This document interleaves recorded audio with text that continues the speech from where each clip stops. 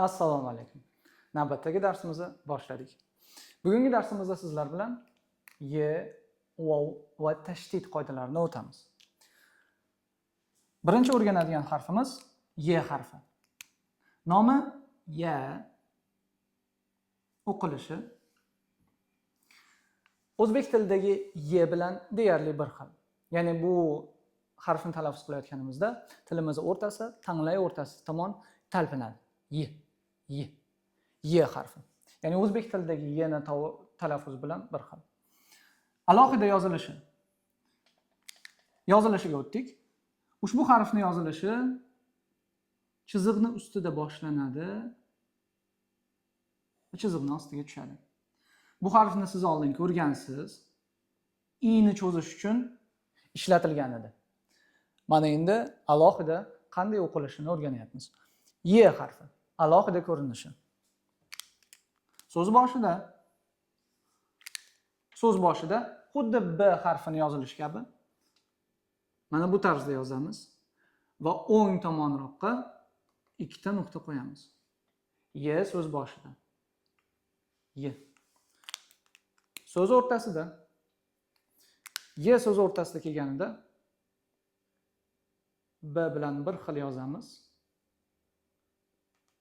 O'rtaga ikkita nuqta. Ye. So'z oxirida alohida ko'rinishiga juda o'xshash, faqatgina o'ng tomondan ulanadi, so'ngra alohida ko'rinish yoziladi. Ye harflari. 4 ta ko'rinishi. Keyingi harfimiz vov harfi. Ushbu harfni ingliz tilidagi W bilan yozyapman. Sababi bu harf o'zbek tilida mavjud emas. Ba'zi o'quvchilar bu harf talaffuzini v bilan almashtirishadi, adashtirishadi. O'zbek tilidagi v harfini talaffuz qilganimizda yuqori tishlarimiz ostki labimizga tegishi kerak. V. Lekin arab tilidagi v harfi faqatgina ikki lab orqali talaffuz qilinishi kerak. V. Ushbu harf nomi vov, o'qilishi v. Qanday ko'rinadi? Yozuvda mana bunday yoziladi. Yuqorisida yumaloq qismi va pastga tushadigan ilmoq qismi bor. V.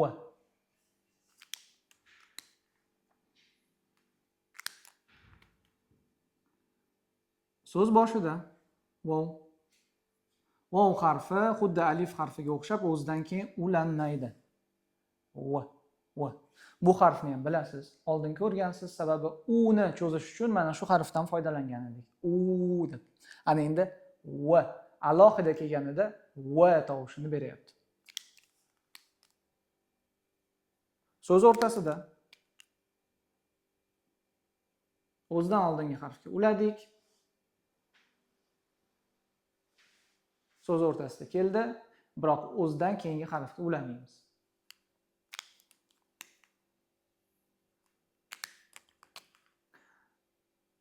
Va so'z oxiridagi ko'rinishi o'zidan oldingi harfga uladik va so'zimiz yakunlandi.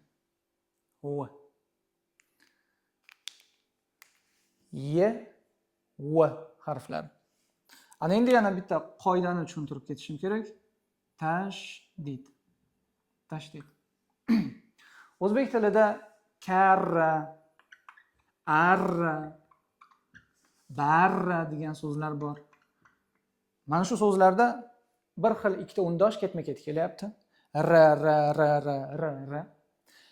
Ana shunaqa so'zlar arab tilida ham mavjud. Ikkita bir xil undosh ketma-ket keladi. Arablar mana shunday so'zlardagi harflarda ikkalasini yozib o'tirmaydi-da.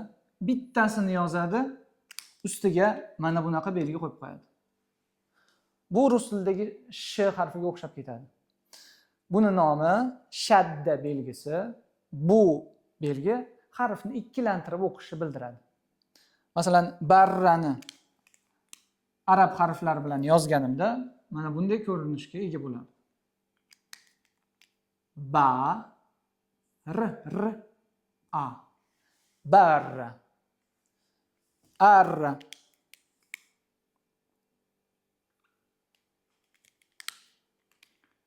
A, R, R. Ar, kar, kr, kar, r. Kar. Bu belginin nomi shadda. Qoidaning nomi esa, ya'ni ikkilantirib o'qish qoidasi tashdid deb nomlanadi.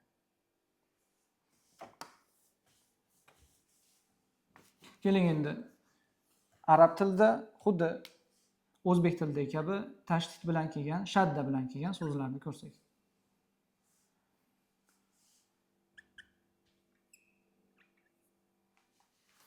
Birinchi harfimiz A. Hayron bo'lishingiz mumkin. Mana bu yerda nima turibdi deb. Bu hamza belgisi. Ba'zida alif harfi bilan va yana bir nechta harflar bilan birga keladi. U hech qanday hozirchalik tovushni bermaydi. Shu sabab A qilib o'qiyveramiz. A. Keyingi harfimiz Y kelyapti. Ay. Ikkilantirish. Ayyu. Ay.